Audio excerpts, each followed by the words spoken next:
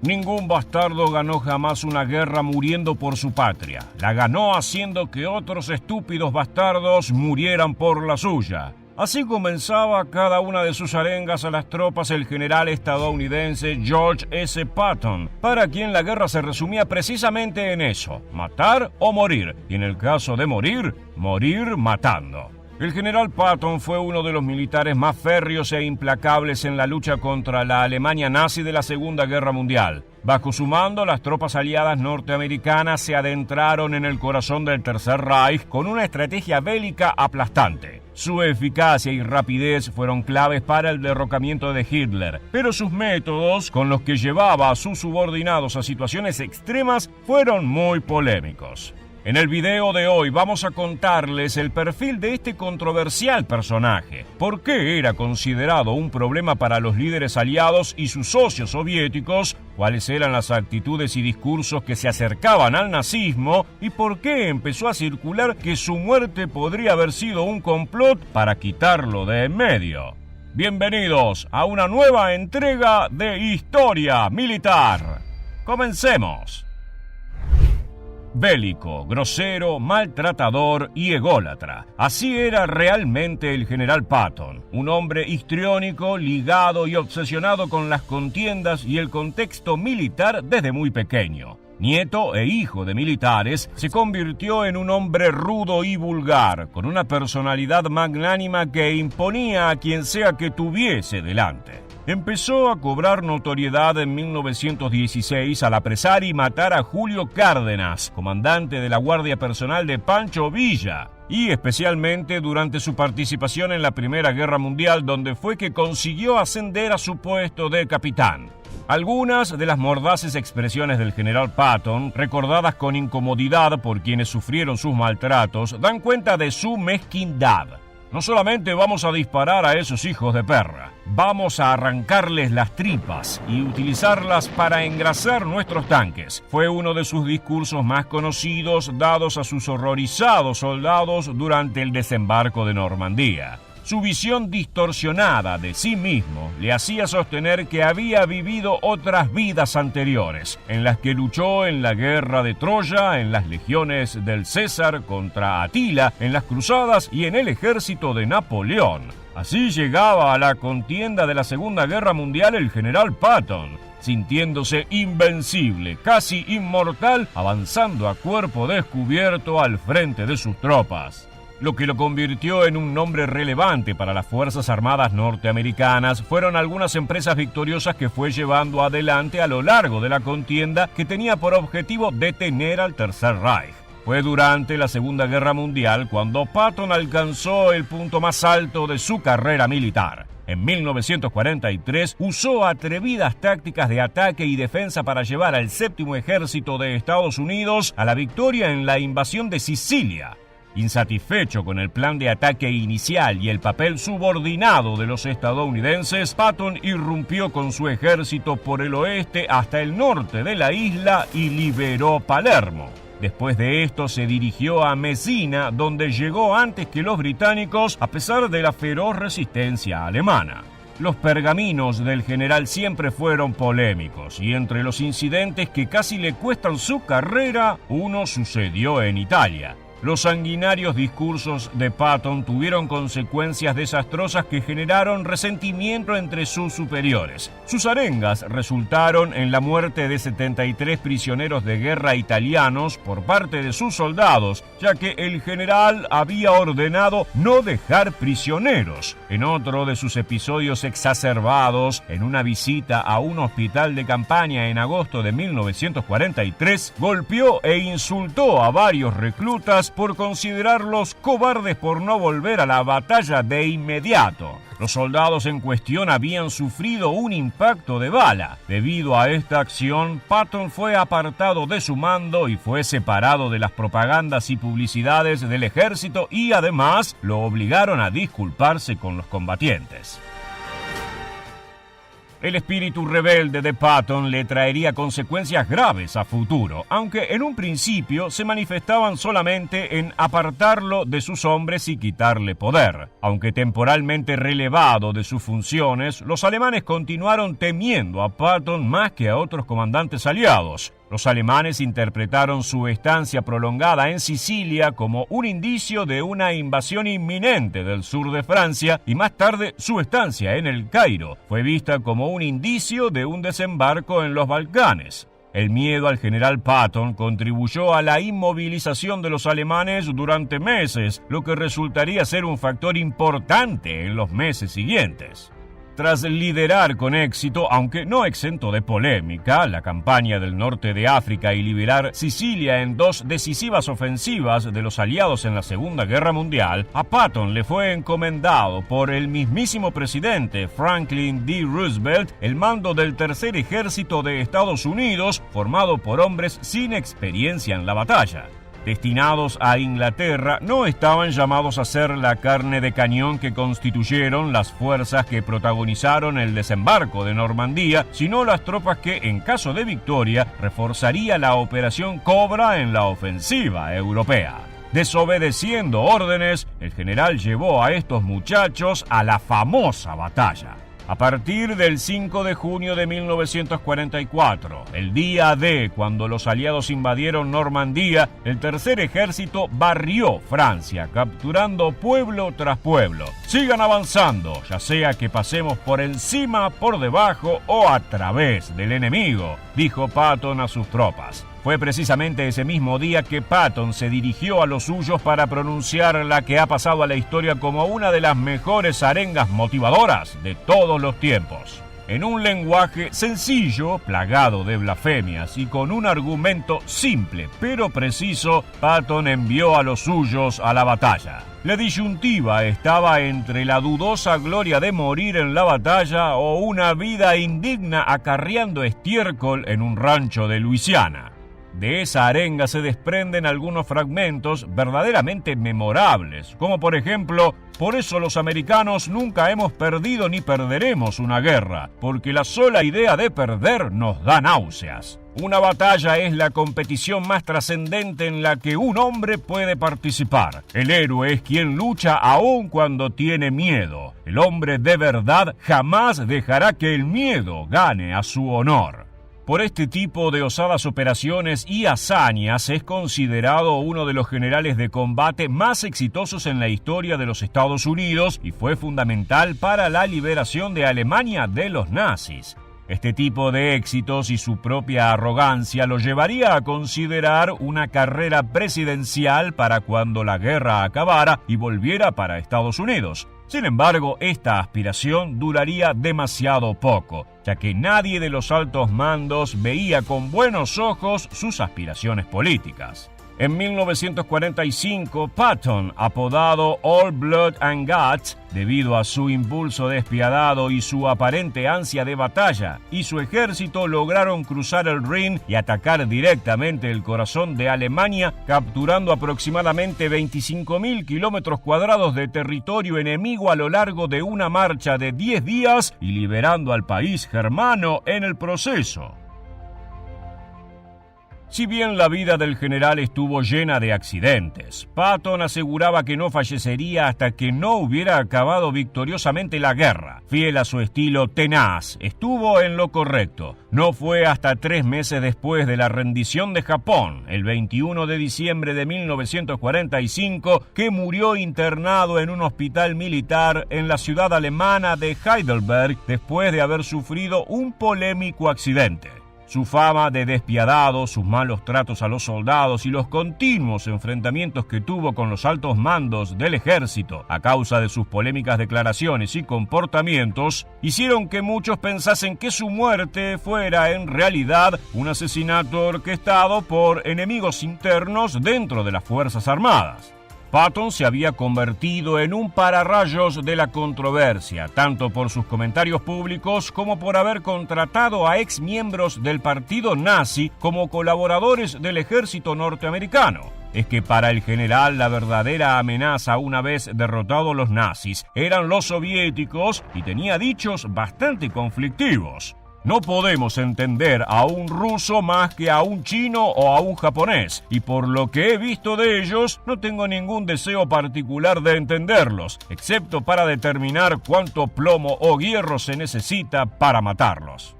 Dado su perfil, el ejército norteamericano fue restándole tareas hasta que prácticamente tuvo un cargo testimonial, cosa que lo angustiaba y frustraba en demasía. Por esa razón decidió regresar a su hogar en los Estados Unidos y retirarse del ejército. La salida de Patton de Europa estaba prevista para el 10 de diciembre. Sin embargo, la noche del 8 de diciembre, el mayor general Hobart R. Guy decidió que lo necesitaba. Era una distracción. Le propuso ir de casa el 9 de diciembre y Patton accedió de buena gana a un viaje del que, sin saberlo, nunca regresaría. Por la mañana del 9 de diciembre, Patton y Gay partieron en el Cadillac modelo 75 de 1938 del General, una serie especial y elegante diseñada para resistir los caminos primitivos de Europa. Mientras conducían por Mannheim, un camión de 2,5 toneladas del ejército estadounidense de repente giró a la izquierda para ingresar a un depósito cercano. Al hacerlo, el camión maniobró justo frente al Cadillac en el mismo instante que el conductor, distraído por un comentario de Patton, apartó la vista de la carretera y el auto chocó fuertemente con el camión. El cuerpo de Patton salió disparado de su asiento, golpeándose la cabeza y las cervicales fuertemente contra un marco de acero del Cadillac. La ayuda médica llegó en cuestión de minutos y Patton fue trasladado en ambulancia al hospital en las cercanías de Heidelberg. Los médicos revelaron que no tenía función ni sensorial ni motora del cuello para abajo. Permaneció internado bajo cuidados extremos y empezó a mostrar una pequeña mejoría con el correr de los días. Cuando todos lo daban prácticamente por muerto, el tenaz Patton empezó a recuperar la movilidad de sus extremidades y a hablar fluidamente. Esta recuperación repentina sembró esperanzas entre sus allegados, pero finalmente, en la tarde del 21 de diciembre, murió tras una embolia pulmonar bastante repentina. Quizás demasiado. Han surgido todo tipo de teorías de conspiración al respecto, como por ejemplo que Patton fue asesinado como parte de una conspiración orquestada por el jefe de la Oficina de Servicios Estratégicos, William J. Donovan, para evitar que el controvertido general se postulara para presidente en 1948. Por eso también se dice que el accidente estuvo coordinado para eliminar a Patton y, como falló, terminó siendo envenenado en el hospital. Nunca se probó que estas conspiraciones hayan sido ciertas. Mientras hay elementos para sostenerlas, también hay mucho para desestimarlas. ¿Existió alguien que se atreviera a desafiar las órdenes directas de Adolf Hitler? La respuesta es sí. Estamos hablando del mariscal de campo Gerd von Rundstedt, quien fue un destacado comandante alemán durante la Segunda Guerra Mundial. De origen aristocrático y prusiano, Rundstedt era totalmente ajeno al nazismo, lo que generó numerosos desencuentros con el Führer, a quien consideraba apenas un simple cabo que participó en la Primera Guerra Mundial. El comandante Rundstedt tendría varios hitos tácticos a lo largo del enfrentamiento del eje contra los aliados, los cuales supusieron discusiones de alta tensión con el canciller alemán. En el video de hoy vamos a conocer los orígenes de este personaje, así como sus ascensos y relevos en la milicia alemana, sus grandes logros en el campo de batalla y su participación en el juicio de Nuremberg. No se muevan de la pantalla y prepárense para disfrutar otra entrega de Historia Militar. ¡Comencemos!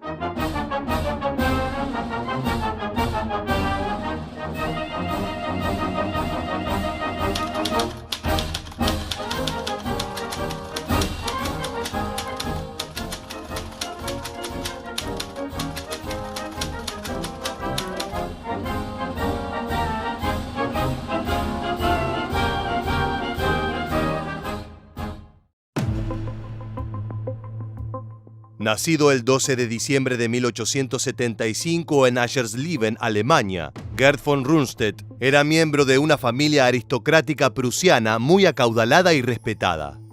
Al ingresar al ejército alemán a los 16 años, comenzó a practicar su oficio militar antes de ser aceptado en la Escuela de Formación de Oficiales en 1902. Una vez graduado, von Rundstedt fue ascendido rápidamente a capitán en el año 1909. Como oficial de Estado Mayor capacitado, sirvió en la milicia prusiana al principio de la Primera Guerra Mundial en agosto de 1914. Por su buen desempeño y talento fue ascendido a comandante de su tropa ese mismo noviembre. A medida que el conflicto avanzaba, von Rundstedt continuó sirviendo como oficial de Estado Mayor y al final de la guerra terminó siendo jefe de Estado Mayor de su división. Una vez concluido el conflicto armado, eligió permanecer en la Reichswehr, las fuerzas militares alemanas de la posguerra. Durante la década de 1920, von Rundstedt escaló rápidamente en las filas de la Reichswehr debido a su innegable talento y dedicación al estudio de la guerra. Entre 1920 y 1929, recibió una serie de ascensos considerables de teniente coronel, pasando por coronel y general de división, y finalmente teniente general. Al mando de la Tercera División de Infantería, apoyaría el golpe de Estado en Prusia del canciller del Reich Franz von Papen en julio de 1932. Después de décadas de servicio, en 1938 se retira voluntariamente del ejército, cuando Werner von Fritsch fue removido por la Gestapo de su puesto como comandante en jefe. A pesar de ello, Adolf Hitler reintegra a von Rundstedt al servicio tras estallar la Segunda Guerra Mundial. Era el inicio del segundo capítulo de su impresionante carrera.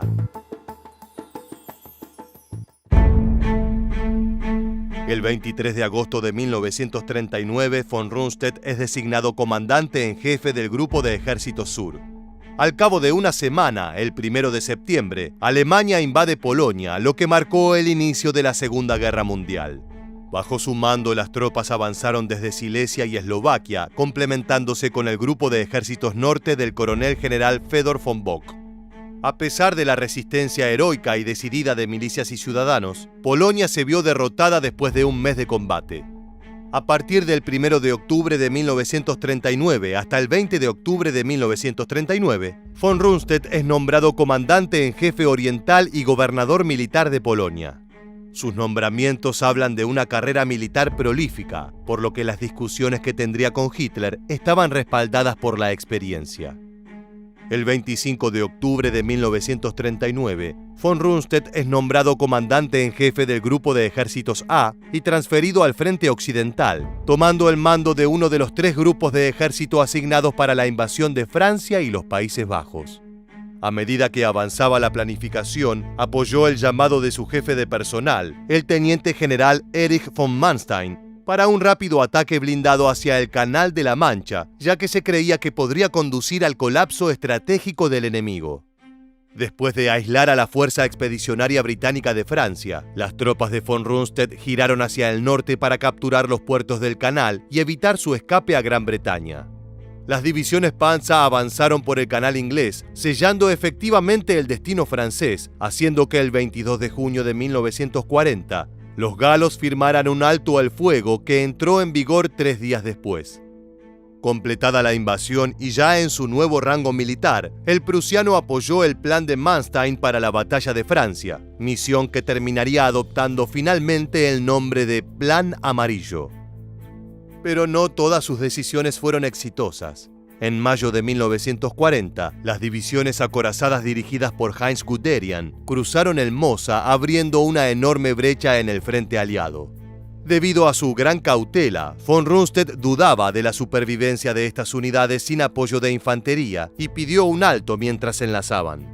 El Führer se mostró de acuerdo y ese pequeño retraso fue suficiente para que los aliados llevaran a cabo la Operación Dínamo en Dunkerque, que consistió en un operativo de rescate de tropas aliadas conducido por Gran Bretaña. La operación permitió rescatar a más de 200.000 soldados británicos y 100.000 franceses y belgas. Este hecho fue un duro golpe para el avance y expansión nazis que Hitler tenía planificadas y le recriminaría esta debilidad al comandante prusiano en posteriores intercambios. Más allá de sus diferencias, el 19 de julio de 1940, en la ceremonia del mariscal de campo en el Palacio de la Ópera de Kroll, Adolf Hitler ascendió al rango de mariscal de campo a 12 de sus generales, incluyendo a von Rundstedt.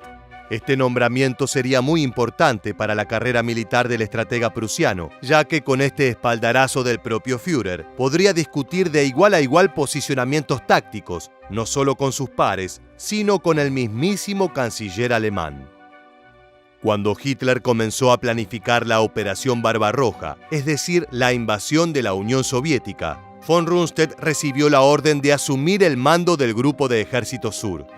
El 22 de junio de 1941, el día en el que se lanzó la ocupación del territorio soviético, sus tropas tuvieron un rol clave en la contienda. Las fuerzas de von Rundstedt primero ingresaron a través de Ucrania, desempeñando un papel clave en el cerco de Kiev y la captura de más de 452.000 soldados soviéticos a finales de septiembre. Luego las fuerzas del prusiano lograron con mucho esfuerzo y destreza capturar la ciudad de Kharkov a fines de octubre y Rostov a fines de noviembre. A pesar de sufrir un infarto durante el avance sobre esta última ciudad, von Rundstedt se negó a abandonar el frente y continuó dirigiendo las operaciones. Su hambre de gloria era insaciable. Con la llegada del invierno ruso, von Rundstedt abogó por detener el avance, ya que sus fuerzas estaban sufriendo el rigor del clima, además de que el progreso estaba siendo severamente obstaculizado. Si bien esta solicitud fue vetada por Hitler, von Rundstedt desafió al Führer y se negó a continuar avanzando.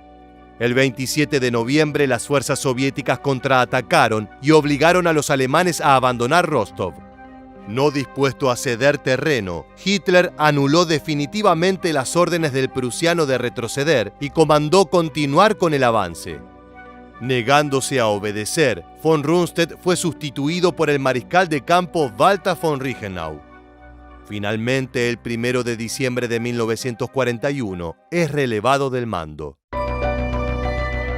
Luego de unas breves y forzadas vacaciones, von Rundstedt vuelve a ser convocado en marzo de 1942 para hacerse cargo del comando del ejército alemán en el oeste, que era básicamente el encargado de defender Europa Occidental de los aliados.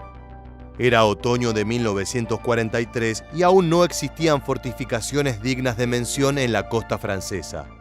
Tras la asignación de Rommel como su subordinado, comienza la construcción de la línea defensiva posteriormente conocida como Muralla del Atlántico, que consistía en fortificaciones permanentes que se extendían unos 2.700 kilómetros a lo largo de la costa.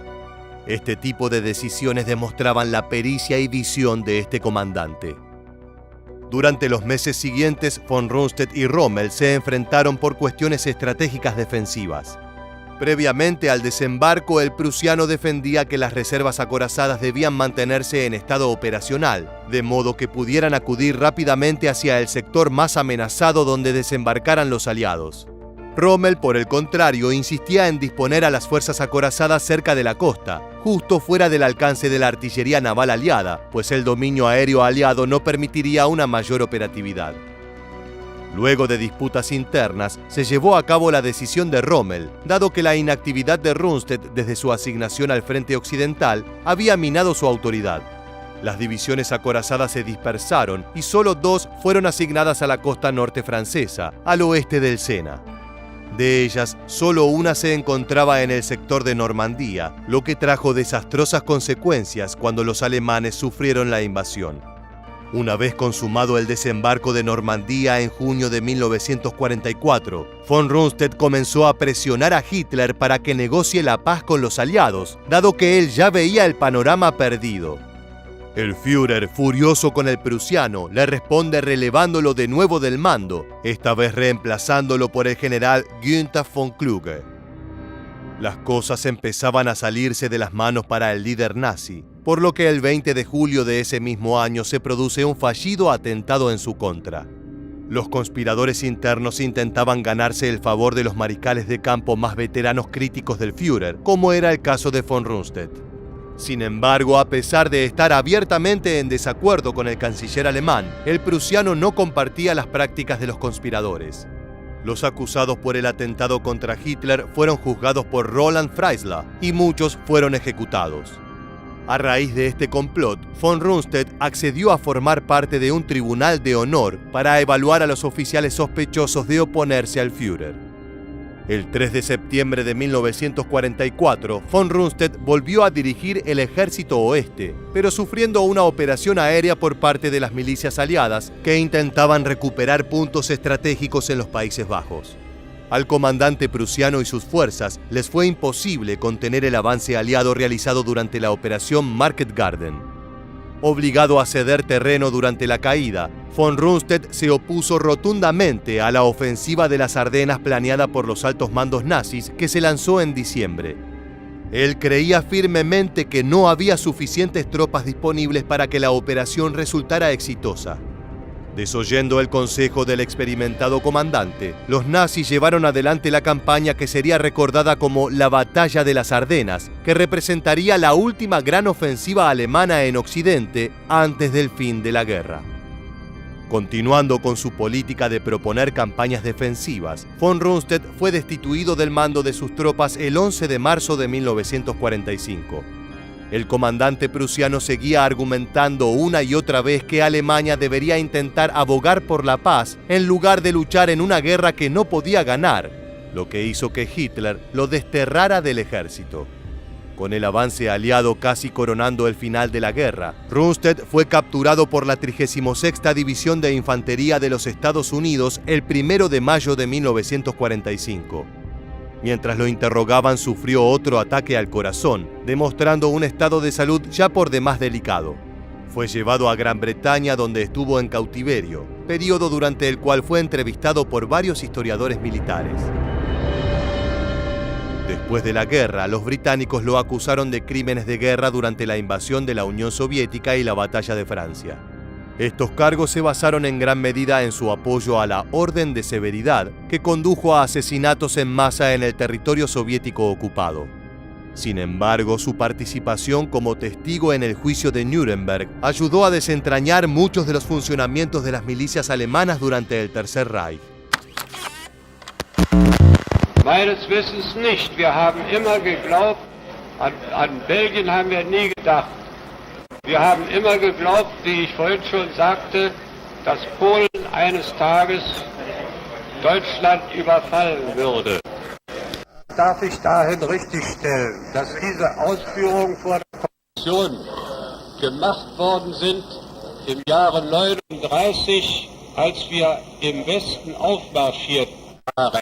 Und nun die Frage entsteht, bleibt Holland und Belgien neutral oder nicht? In diesem Zusammenhang ist damals auch meine Antwort erteilt worden. Ich habe vorhin gesagt, dass die Maßnahmen gegen Polen, die damals in dem Epidemit Blomberg getroffen waren, rein defensiver Natur waren. Ich halte also diese Ansicht aufrecht, dass es sich um eine defensive Maßnahme handelte. Wenn Hitler einen Angriffskrieg vorgehabt hätte, dann hätte er mindestens das 3- bis 4-fache dieser Divisionen haben müssen. Das ist ein Ding der Unmöglichkeit.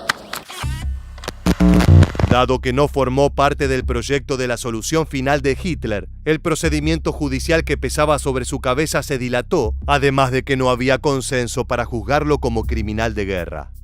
Debido a su edad y al deterioro de su salud, ya que además de sus problemas cardíacos arrastraba también una severa artrosis que le impedía mantenerse en pie, von Rundstedt nunca fue juzgado y fue liberado en julio de 1948. El prusiano se retiró a Hannover hasta que un infarto masivo le causó la muerte el 24 de febrero de 1953.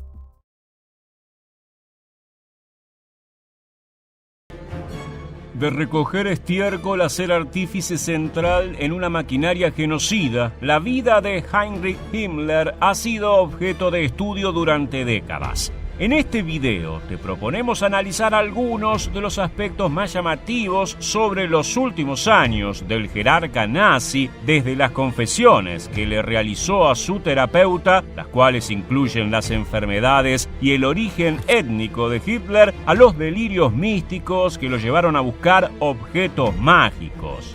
Del orden a la locura, de la obediencia a la traición. Así fueron los últimos años del jerarca nazi. El período final en la vida de Heinrich Himmler estuvo marcado por la locura, la obsesión y el dolor físico. Desde niño, el principal encargado de las SS sufría graves problemas estomacales. Una comida pesada podía dejarlo en cama por días. Ya en épocas del Tercer Reich, Himmler recurrió a la ayuda del fisioterapeuta Felix Kerstin, quien le recetó drogas que calmaban sus dolores. Esto fue la llave a la confianza y la mente macabra del jerarca nazi. A lo largo de varios años, Himmler lo utilizó como confidente y gracias al testimonio de Kerstin, hoy conocemos algunos de los secretos más polémicos del líder. Las memorias de Kerstin dan cuenta de la aversión de Himmler a los judíos, la cual fue inculcada desde joven por libros como El Judío Internacional de Henry Ford y Los Protocolos de los Sabios de Sion. Afirmaba que los judíos debían ser aniquilados en su totalidad. Sin embargo, no fue hasta 1942 que Kerstin oyó hablar de los campos de exterminio. Fue en una charla casual y para indagar más al respecto, el terapeuta preguntó cómo marchaban las cosas allí. Himmler respondió: muy mal, últimamente solo hay judíos con buena dentadura, así que no hay mucho que sacar. Hace unos meses nos llegaban muchos de Holanda, Bélgica y Francia. De las cabezas de ellos sí que pudimos extraer grandes cantidades de oro. Esto espantó al doctor, quien durante los años siguientes intentó de forma sutil convencer a Himmler de reducir paulatinamente el exterminio de judíos. De hecho, se especula que fue Kerstin quien convenció al líder de intentar pactar la liberación de prisioneros con organizaciones humanitarias. Más adelante conoceremos ese capítulo.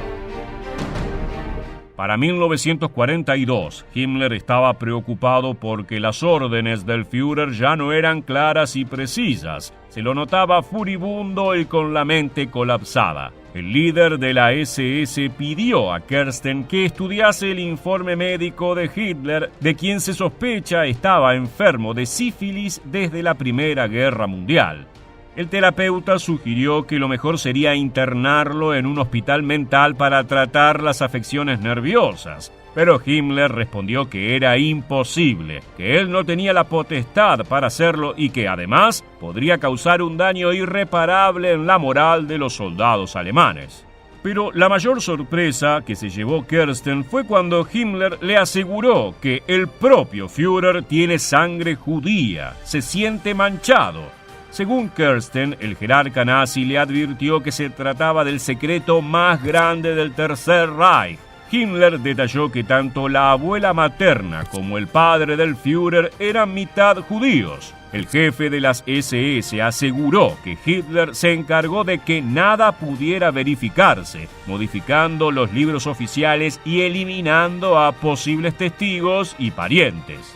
Por supuesto, la versión del terapeuta es uno de los mitos más extraños de la Segunda Guerra Mundial y no queda más confirmación que su palabra. En los registros del doctor quedaron documentadas también las posturas homofóbicas de Himmler, quien abogaba en todo momento por la repoblación del planeta con sangre aria. Esto es realmente interesante, ya que el propio Himmler abogó por la castidad en su juventud. Ya adulto y con el poder de un imperio asesino, tuvo esposas y amantes y cuestionó severamente la monogamia.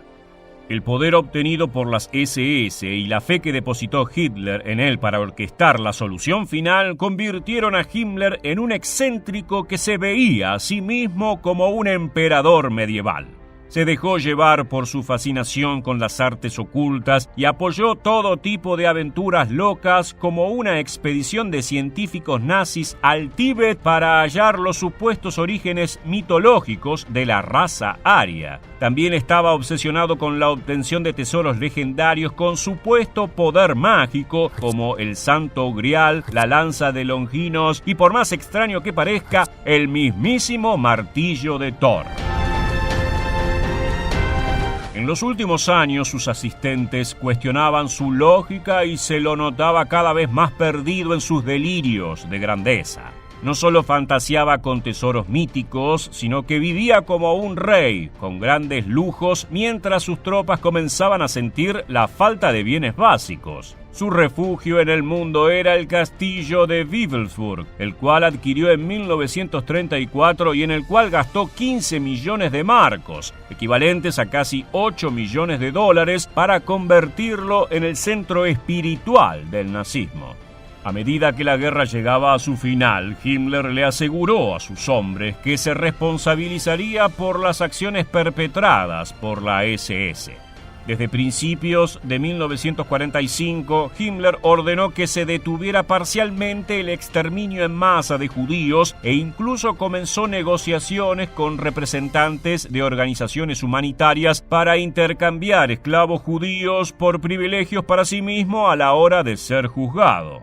También intentó pactar con los británicos y estadounidenses a espaldas de Hitler. Estaba convencido de que apoyándose en su imagen se podría crear una suerte de gobierno de transición en Alemania. Los aliados estaban conscientes que era cuestión de tiempo para ganar la guerra, por lo que rechazaron la propuesta del líder de la SS.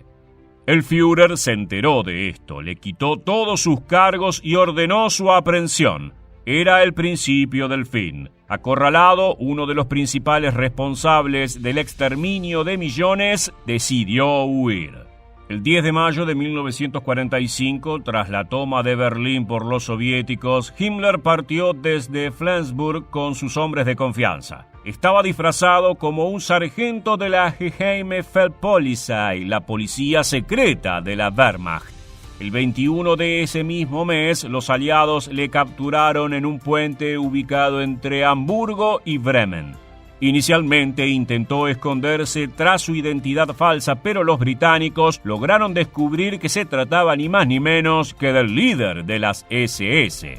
Como en los últimos días, varios militares de alto rango y encumbrados funcionarios y políticos nazis se habían suicidado al ser detenidos, lo revisaron y lo despojaron de sus ropas. En ellas encontraron frascos de cianuro. Le ofrecieron las únicas ropas disponibles que tenían, la del ejército inglés, pero Himmler no aceptó, así que por largas horas se quedó en calzoncillos y cubierto con una manta, demandando hablar con el general Eisenhower o con Churchill.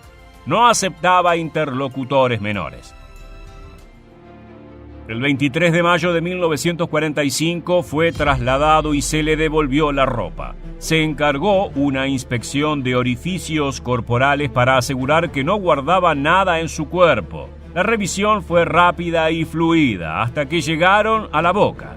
Se escuchó un chasquido a vidrios rotos. Himmler había mordido una cápsula de cianuro que llevaba entre las muelas. Los ingleses trataron de hacerle un lavado de estómago, pero no llegaron a tiempo.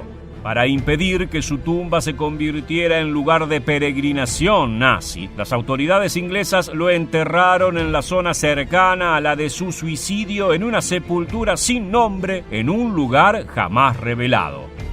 El joven enclenque que forjó un camino en el imperio del terror reposa en una tumba sin nombre y es recordado por sus traiciones y delirios. Para terminar de definir a Himmler, podemos recurrir a las palabras de Albert Speer, compañero y ministro de armamentos del Reich. Era mitad maestro de escuela y mitad chiflado. Una combinación entre orden, obsesión y una pérdida total de la cordura. Así fueron los últimos años de Heinrich Himmler. Gracias por quedarte hasta el final. Si te gustó este contenido, suscríbete y activa las notificaciones. Nos reencontraremos en el próximo video de Historia Militar.